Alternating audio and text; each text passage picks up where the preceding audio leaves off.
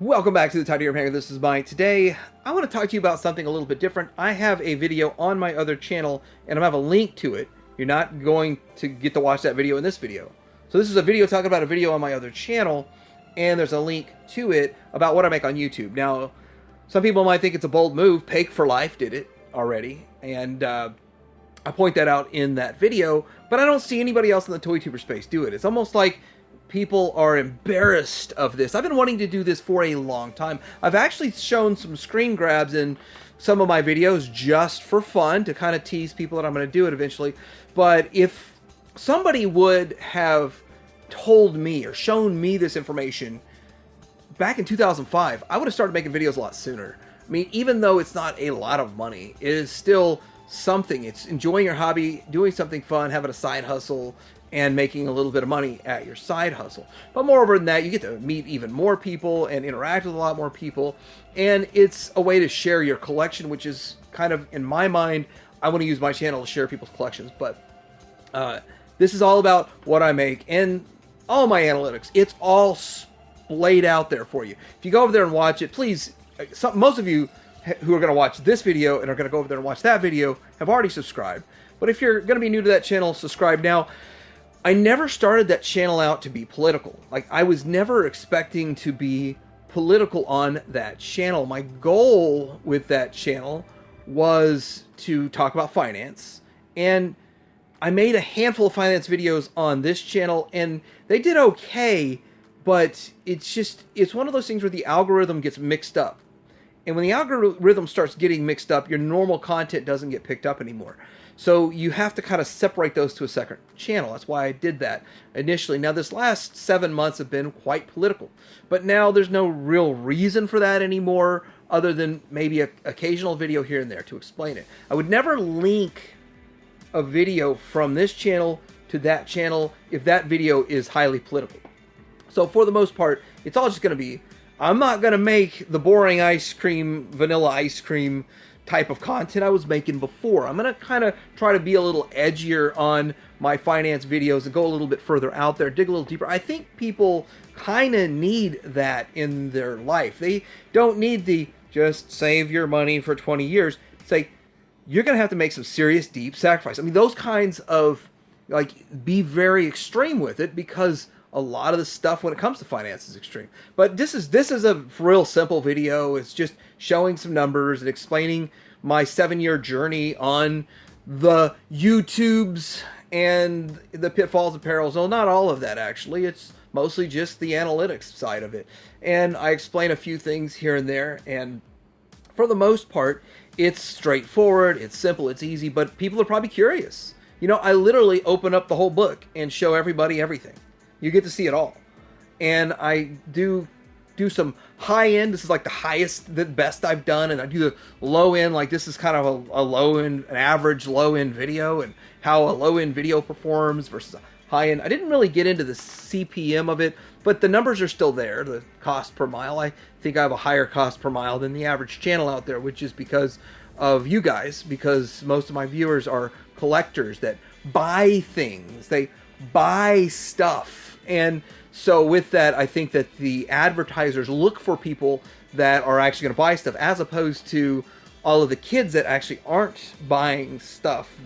They're not looking for them as much as advertisers want to advertise to the people that have some sort of disposable income to spend. And as a marketer myself, in a marketing background and restaurant background, I actually can understand that. I understand how that works with the algorithm and all that kind of stuff, and how they want to put their advertising dollars to use that'll be more beneficial to them, the companies, and all that kind of stuff. But I do want to say that ad revenue is completely taken out of our hands now, which I didn't discuss in the other video, because it's really, I don't know if that wasn't been beneficial, but we don't have control like we used to. Like, if I know there were some YouTubers around here that would do something and they would say, they would make their videos non-skippable ads. You couldn't skip them no matter what. You either had to just turn a video off because you couldn't skip them.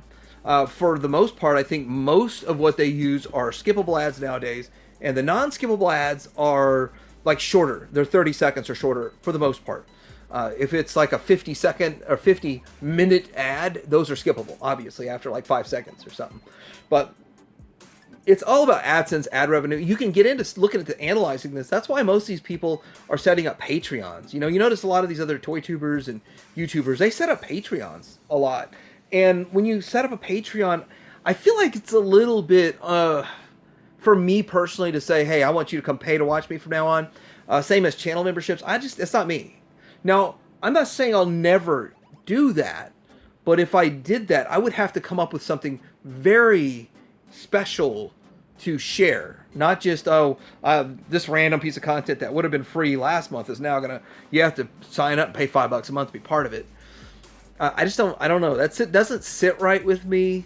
But then again, on the other hand, if you have a Patreon and you're constantly giving daily updates and information that's not just normal content. It's like, hey, here is my stuff. I can see that. I can see that people want to be part of that world and part of that Patreon and, okay, paying $5 a month or something to be in on that. As for channel memberships, I mean, it's the same thing, more or less, but I'm not pushing that. I think that if you watch my channel, I want you to have as much of your money to spend on your collection, not give it directly to me. All I need are likes, subscribes, and just views. But also, I am very, very impressed with my viewers. You guys that have come out for me, typed in the TH in the reviewer code, support your reviewer, and you're going to see that show up. And I point that out every time I get something that is because of that. I mean, I get a little bit of the kickback from what you buy, very small amount, but I do get some, the samples, the free samples, which are few and far between these days. It is not like it used to be. It used to be that X-Transbots, Fans Toys, all of them would send out free samples to all the big wigs. All the big reviewers would get them, and they'd get them early. They'd get them like 2 months before the production units would come out, and they would have that early, and that was a huge edge for them. I'm getting it maybe like a week before the production comes out. Like, I get one of the early ones that roll off there, and it's not even with all the package all the time. And so with that, it's cool though. I love it. I mean, I absolutely love that. I'm feeling honored with that. So if you keep putting that TH in a viewer code, it super, super helps out the channel. Doesn't cost you anything. But again, this other channel, like I came from a job where I made a 6-figure income 7 years ago. I don't do that anymore. And I love life so much more right now. And I love doing this. And you see, the passion should come through. I mean, the passion doesn't come through when you're just doing a job that you, day in, day out, you don't really love it. It just pays the bills and you do the best you can. But something like this, it's fun and I enjoy it. I have a lot of crazy ideas for 2025. Like, I have a bunch of crazy ideas for what I want to do in 2025. I've already pulled off a couple of things in 2024 that I wanted to do. I was wanting to see the response from people. It really didn't get picked up with parody videos, like parodying another YouTuber that in a positive way. I'm not making fun of them. It's a parody of fun. But it seemed like I got mixed results. I don't know if that's something I want to go forward with so much anymore.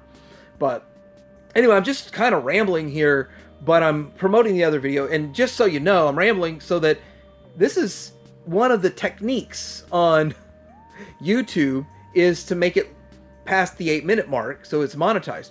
But moreover than that, you want to make it past the 8-minute mark, but you want to give information, you want to talk about something, you want to keep people engaged, you want people to feel like they benefited from watching this. Instead of just a picture and say, all right, go watch this, and that's it. And then I was going to drag that thing and make it last 8 minutes. I'm like, man, I could talk for 20, 30 minutes just randomly talking about stuff.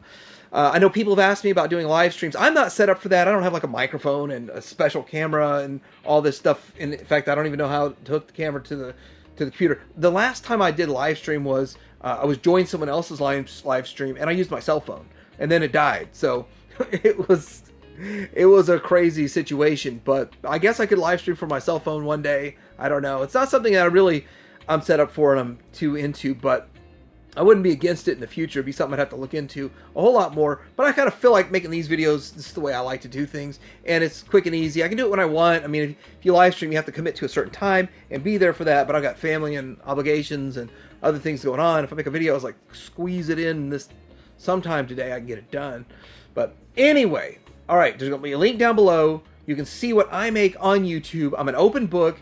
every other finance guy, Graham Stephan's done it. I'm not sure about Meet Kevin, but I believe Meet Kevin's done it. And a few other of these finance guys have done it. There's no reason to keep this stuff secret. It's all there. And the fun thing is you can go to one of these other sites that says how match it up. Like, what do YouTubers do? I don't even know what those sites are. I don't even care. I don't look that stuff up. But people, like, I went over to this site to look up what a YouTuber makes and how much views they get and all this kind of stuff.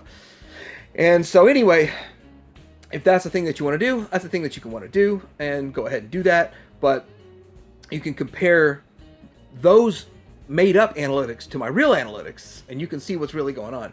So my open book's over there. If you want to go see it, and you want to like, you want to subscribe, you want to help get to 1,000 subscribers over there, you want to help me get that 4,000 watch hours of views, then help me out with that. Anyway, without further ado, Todd Deerhammer out.